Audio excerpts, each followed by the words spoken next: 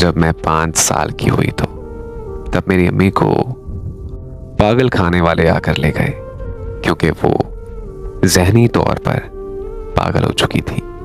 तब मेरे मामू मामी हमारे गांव आए और मुझे अपनी बेटी बनाकर अपने साथ लंदन ले गए।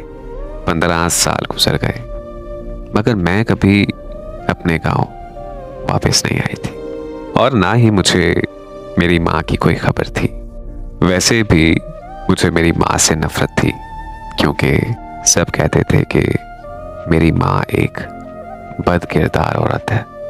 फिर मुझे खबर मिली कि मेरी माँ की पागल खाने में मौत हो गई। ये खबर सुनते ही मुझे बहुत तकलीफ हुई।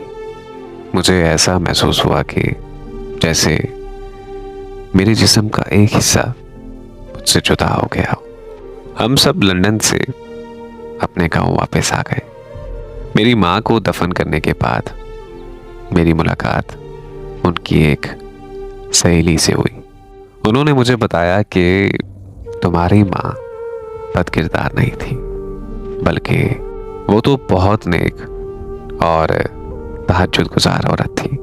शादी से पहले वो एक लड़के से मोहब्बत करती थी, मगर तुम्हारे नाना ने जबरदस्ती तुम्हारी अम्मी की शादी तुम्हारे अब्बू से कर दी। तुम्हारा बाप उस पर बड़े जुल्म करता था, लेकिन वो बर्दाश्त कर लेती थी। और फिर एक दिन तुम्हारे बाप ने तुम दोनों को छोड़कर दूसरी शादी कर ली। तलाक के बाद तुम्हारी माँ की जिंदगी में वो लड़का वापस आ गया जिससे वो शादी से पहले बहुत मोहब्बत किया करती थी। वो लड़का तुम्हारी माँ के पाँव में बैठ गया, मगर तुम्हारी माँ ने कहा कि मैं दूसरी शादी नहीं करूंगी, और उसे कहा कि वो अपनी खुशी के लिए अपनी बेटी की जिंदगी बर्बाद नहीं कर सकती। वो अपनी बाकी जिंदगी अपनी बेटी के सहारे जी सकती है। तुम्हारी माँ जब नहीं मानी तो उस लड़के ने खुदकुशी कर ली, और जब ये खबर तुम्हारी माँ को मिली तो वो पागलों की तरह उस लड़के के घर की तरफ भागी। ना उसके सर पे दुपट्टा था और ना ही उसके पाँव में जूता। तब उस लड़के के घर वालों ने तुम्हारी माँ के साथ बहुत बुरा सलूक किया, यहाँ तक कि उसके कपड़े फाड़कर उसे सबके सामने बदनाम कर दिया। तब तुम्हारी माँ की बहुत बदनामी हुई और सब कहने लगे कि उस लड़के ने तुम्हारी माँ की वजह से अपनी जान दे दी, और वो सब कहने लगे कि तुम्हारी माँ का उस लड़के के साथ गलत रिलेशन था, जबकि ऐसा बिल्कुल नहीं था। तुम्हारी माँ एक पाक दामन औरत थी। उस लड़के की मौत का तुम्हारी माँ पर बहुत गहरा असर पड़ा।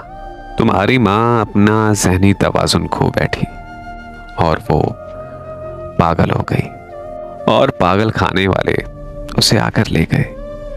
मैं अपनी माँ की हकीकत जानकर बहुत रोई। वो चाहती तो उस लड़के से शादी करके अपनी दुनिया बसा सकती थी, मगर उन्होंने मेरी खातिर अपनी खुशियाँ कुर्बान कर दी।